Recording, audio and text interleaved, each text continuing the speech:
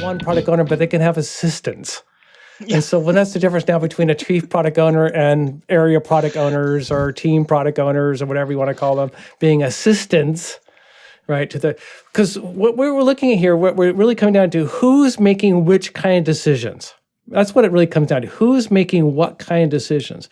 Product management should be making decisions about what is the right definition, what problems should we be solving as a business, that we have the technology and capability to bring something useful that's better than the current alternatives on the market, right? For some class of users. We've got to figure that out. We've got to figure out who this class is and what we could possibly bring to market that is better than the alternatives that they have available to them today, so we can make lots of money. Someone needs to be making that decision. And someone needs to be making a decision, what should this team work on next?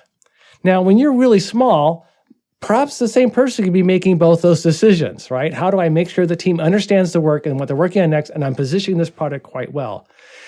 As you grow up, though, I think it's really hard to have one person doing all these decisions.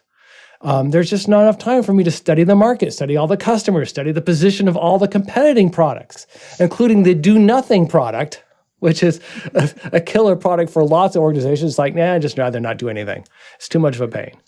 Right? And don't forget pricing and road mapping and do all that. And then hanging out with the team every day so that they understand while they're going to bring value, especially as you start scaling up, bringing multiple teams together, make sure they're all focusing on delivering value together, as opposed to saying, oh, our team is working on this. I don't know what the other teams are working on. What do you mean you don't know?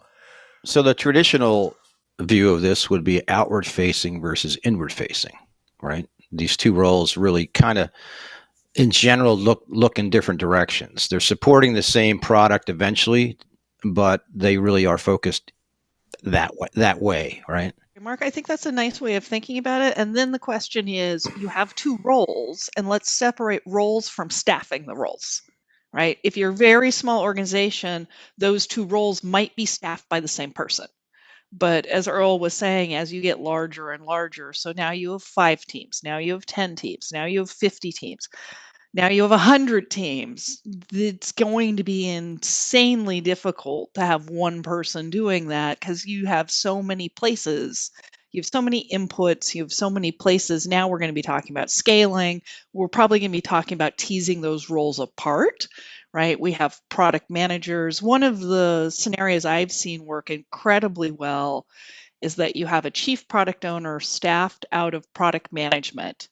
And then your product owners are staffed with kind of a mix. There's a lot of product managers who are either I'm 100% a product owner and maybe I'm working with 2 teams, or I'm 50% product manager, 50% product owner. I work with 1 Scrum team and I have other duties that are outside of kind of core product owner duties.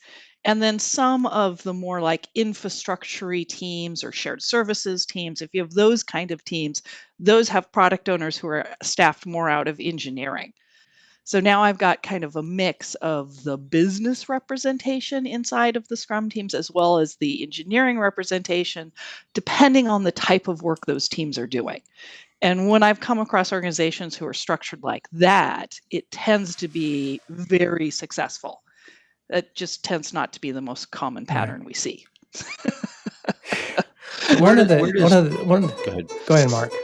No, I just was going to ask, in the best of worlds.